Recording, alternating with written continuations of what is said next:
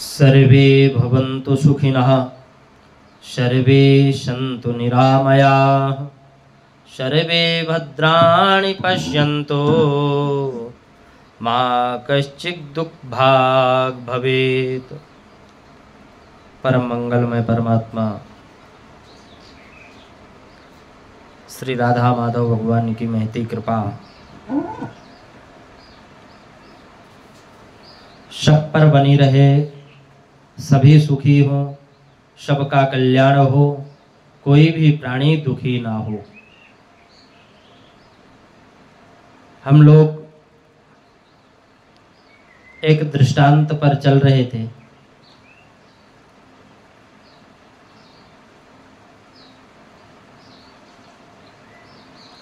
उधर दुर्योधन से अश्वत्थामा ने कहा, हे मित्र, तुम घबराओ मत, मैं पांचों पांडवों को खत्म कर दूंगा। तेरी खुशी के लिए मैं सब कुछ करने को तैयार हूं। अंधेरी रात थी। रात के 12 बजे सोए हुए पांडवों को मारने की भावना से अश्वत्थामा चल पड़ा। उधर श्री कृष्ण और पांडव एक स्थान पर सोए हुए थे।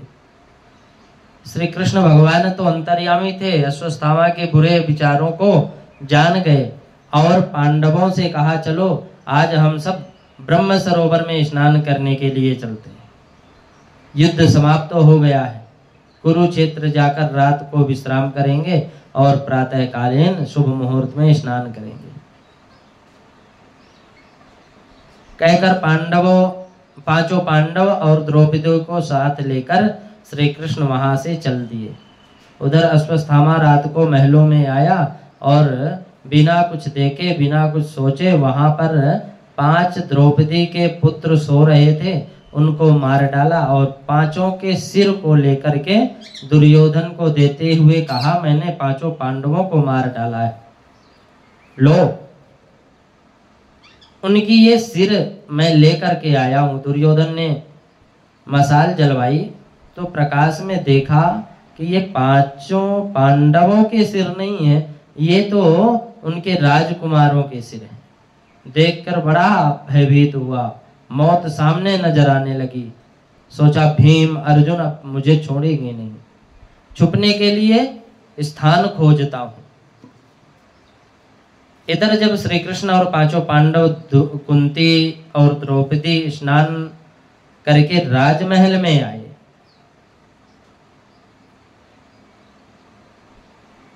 तो देखा राजकुमारों के शव पड़े हुए हैं, पृथ्वी खून से लहूलुहान है। कोई दुष्ट उनकी गर्दन उड़ाकर काट कर ले गया। द्रौपदी देखकर मूर्छित होकर गिर पड़ी और हाहाकार मच गया। अर्जुन ने बिलखते हुए श्री कृष्ण से पूछा, भगवान कौरव तो सारे खत्म हो गए, दुर्योधन कहीं छुपा बैठा है, फिर ये जघन्य काम किसका हो सकता है? श्री कृष्ण भगवान ने कहा कि अर्जुन, दुष्ट अश्वत्थामा ने ही यह जघन्य कार्य किया है। अर्जुन ने द्रौपदी से कहा, तुम धीरज रखो, जिसने भी यह जघन्य पाप किया है उस पापी की गर्दन काटकर मैं तुम्हारे चरणों में रख दूंगा। अर्जुन और श्री कृष्ण चल पड़े अश्वत्थामा को खोजते प्राण बचाने के लिए। आगे आगे अश्वत्थामा दौड़ रहा है और पीछे पीछे अर्जुन।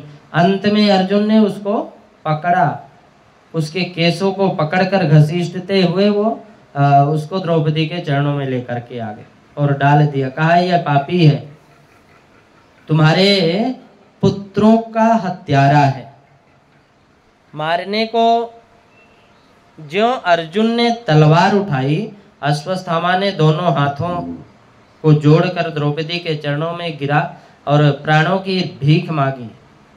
द्रौपदी को दया आ गई, मन ही मन में विचार किया कि इसको मारने से मेरे पुत्र तो जीवित होंगे नहीं। अतः श्री कृष्ण से कहा, प्रभु अर्जुन से कहो कि इनको इसको जीवन दान दे दें, क्योंकि मैं एक माँ हूँ, मुझे पता है कि पुत्र के मरने का दुख कितना असहनीय होता है।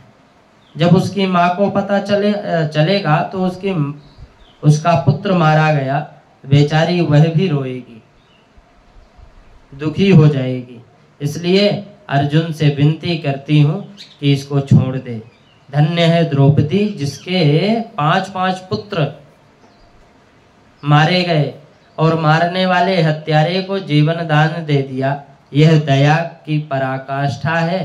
तभी कहा है कि दया धर्म का मूल है, पाप मूल अभिमान।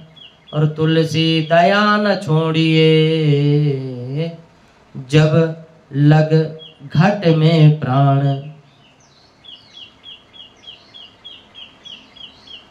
जिसके हृदय में दया नहीं होती वह कभी धार्मिक नहीं हो सकता। अभिमानी व्यक्ति जघन्य से जघन्य पाप अपने स्वार्थवश कर सकता है। इसलिए तुलसीदास जी कहते हैं कि अंतिम श्वास तक दया को मत छोड़ो। प्राणी मात्र के प्रति प्रेम और दया बनाए रखो, ताकि किसी का बुरा करना तो दूर की बात है, कभी मन में ऐसा विचार भी उत्पन्न ना हो।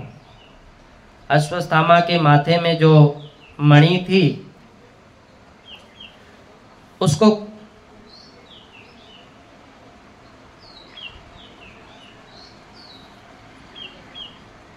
मणि को निकाल ली और काला मुंह करके जीवित छोड़ दिया। ब्राह्मण और संत को कभी मृत्यु दंड नहीं देना चाहिए। उसका अपमान कर देना उसकी मृत्यु के समान है। अश्वत्थामा भी अपमानित होकर चला गया, लेकिन प्रतिशोध की ज्वाला भड़क उठी। उपकार भूल गया, सोचने लगा इस अर्जुन ने मेरे पिता को मारा है, मैं इसका बदला लूंगा। दुष्ट कभी दया के पात्र नहीं होते। गधे को आप कितना भी चंदन लेप क्यों ना लगा दो, मौका मिलते ही वह गंदगी के रेत में लोट पलोट करेगा। इसी प्रकार दुष्ट आत्मा को आप कितना ही सुख पहुंचाओ, वह तो सबको दुख ही देगा। अश्वत्थामा ने सोचा कि पांडवों को मारना इतना आसान नहीं। रानी उत्तरा के रानी उत्तरा गर्भवती है, उसके गर्भ में पलने वाला शिशु पांडवों का वंशज होगा। इसलिए कोई ऐसा उपाय करना चाहिए जिससे वह बच्चा पेट में ही समाप्त हो जाए। रानी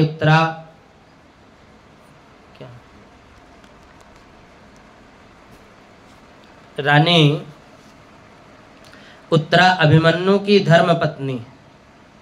पांडव, श्री कृष्ण, द्रौपदी आदि सब द्वारिकापुरी जा रहे, परंतु गर्भवती होने के कारण उत्तरा राजमहलों में अकेली रहेंगी, क्योंकि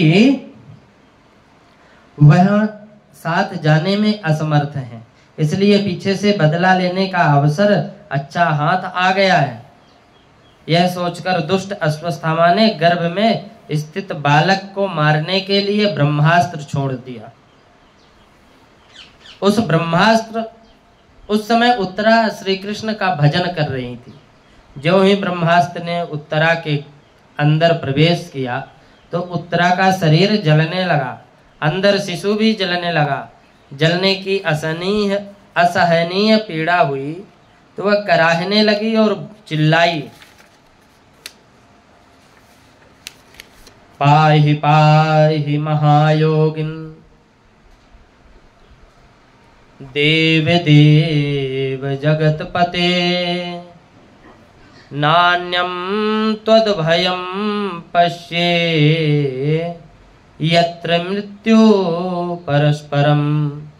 अर्थात देवादिदेव जगदीश्वर, आप महायोगी हैं, आप मेरी रक्षा कीजिए, रक्षा कीजिए। आपके अतिरिक्त इस लोक में मुझे अभय देने वाला और कोई नहीं है। क्योंकि यहाँ भी सभी परस्पर एक दूसरे की मृत्यु के निमित्त बने हुए हैं।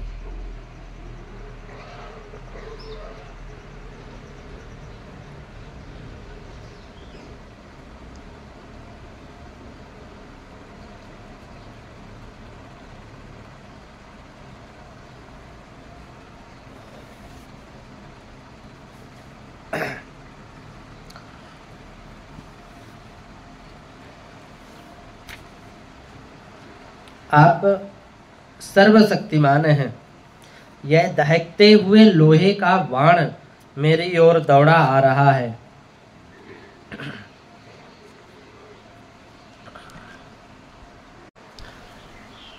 अभिद्रवति मामीश सरस्तप्ता यशो विभो काम दहतु माम नाथमा में गर्भो निपात्यताम।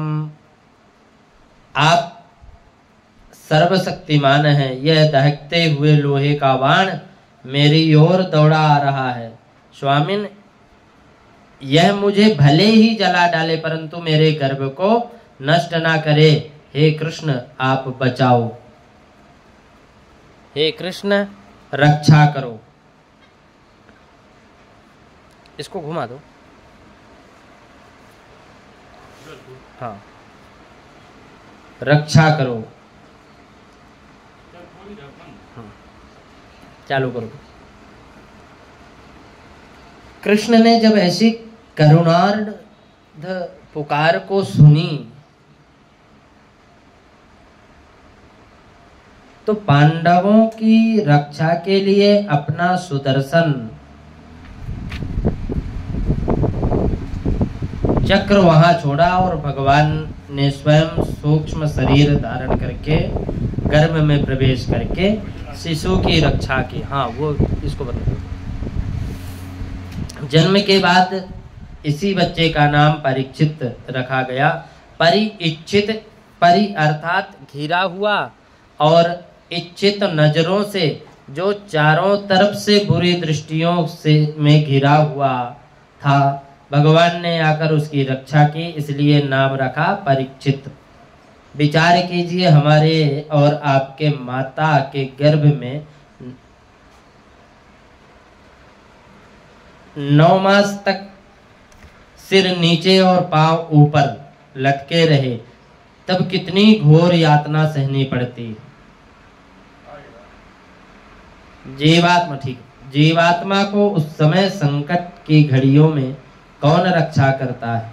केवल परीक्षित को श्राप नहीं मिला, सोचने पर, मनन करने पर पता चला कि हर जीव रूपी परीक्षित को 7 दिन का समय मिला हुआ है।